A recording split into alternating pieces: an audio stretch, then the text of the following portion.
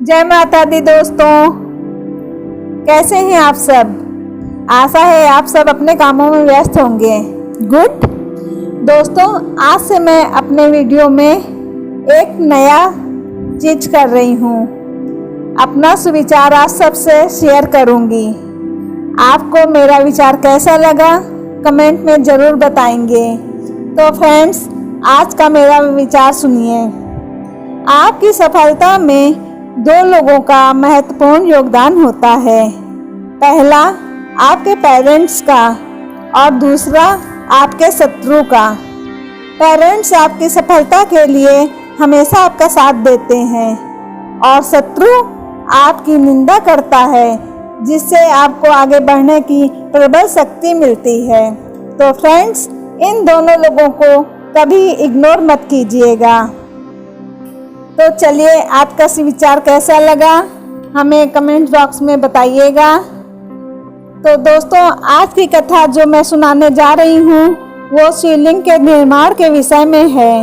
जब विष्णु जी और ब्रह्मा जी अपने को सर्वश्रेष्ठ बताने के लिए एक दूसरे से संघर्ष कर रहे थे, तब उनकी लड़ाई को शांत कराने के लिए शिव जी लिंग के रूप में प्रकट हुए तथा ब्रह्मा और विष्णु जी का अभिमान भंग किया।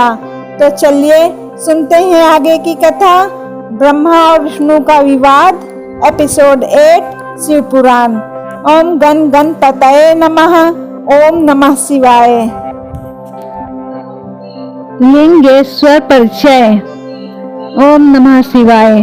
श्री सूत जी ने बताया, यदि कोई व्यक्ति श्रवण मनन और कीर्तन के स्थान पर शिवलिंग की स्थापना करके उसका पूजन करता है, तब भी वह इस संसार रूपी सागर से मुक्ति पा जाएगा। मैंने अपने गुरुदेव से सुना है कि शिव जी ब्रह्म स्वरूप, निष्फल, कला रहित तथा काल सहित हैं। इस निष्फल में निराकार लिंग की प्रधानता है। वे सभी कलाओं से युक्त हैं और साकार निराकार से ही शिव जी ब्रह्म संज्ञक भी हैं। व्यक्ति शिव जी के साकार रूप और निराकार रूप दोनों की पूजा करते हैं। प्राचीन काल में ब्रह्मा विष्णु के विवाद से उन्होंने शिवलिंग में प्रकट होकर दर्शन दिए थे। तभी से शिवलिंग इस संसार में पूज्य हो गया है। इससे सबका कल्याण होता है और मोक्ष की प्राप्ति होती है। ओम नमः शिवाय। ब्रह्मा और विष्णु का विवाद पूर्व समय की बात है। भगवान विष्णु अपने पार्षदों सहित लक्ष्मी जी के साथ शेषशय्या पर शयन कर रहे थे। ब्रह्मा जी भी वहां पहुंचे। विष्णु को संबोधन करके बोले, हे पुत्र, तुम कौन हो? उठो, तुम मुझे देखो, मैं तुम्हारा भगवान यहाँ आया हूँ। विष्णु जी यह सुनकर क्रोध को दबाते हुए बोले, हे पुत्र, तुम्हारा कल्याण हो, आओ बैठो, देखो मैं तुम्हारा पिता हूँ। कहो, तुम्हारा मुख टेढ़ा क्यों हो रहा है? ब्रह्मा जी बोले, समय के फेर से तुम्हें अभिमान हो गया है। हे पुत्र, मैं तुम्हारा स्वामी हूँ, इस समस्त संसार का पितामह हूँ। तब फिर विष्णु जी बोले, अरे चोर, तुम मुझे अपना बड़प्पन क्या दिखाते हो? सारा संसार तो मुझ में निवास करता है।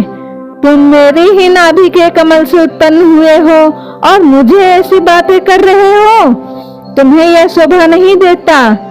इस प्रकार ब्रह्मा जी और विष्णु जी में विवाद बढ़ता गया। ये दोनों अपने को प्रभु कहते कहते आपस में युद्ध करने लगे।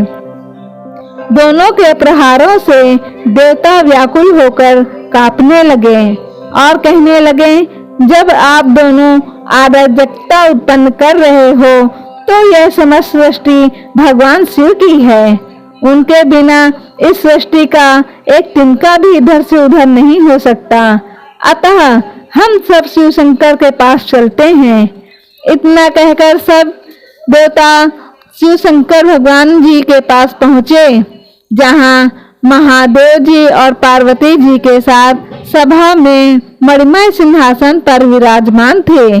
देवताओं को आया देखकर शिव जी ने उन सबको अपने पास बुलाकर बोले, शिव निर्णय, हे देवताओं, मैंने सुना है कि विष्णु और ब्रह्मा में भीषण संग्राम चल रहा है। इस कारण तुम्हें महान दुख उठाना पड़ रहा है, परंतु तुम घबराओ मत। शिव जी वहां से पहुंचकर बादलों की ओट में उनका भीषण युद्ध देखने लगे। वे परस्पर एक दूसरे पर महेश्वर और पशुपति से अस्त्रों का प्रयोग कर रहे थे। इनके प्रयोग करने पर त्रिलोकी भस्म हो जाती है।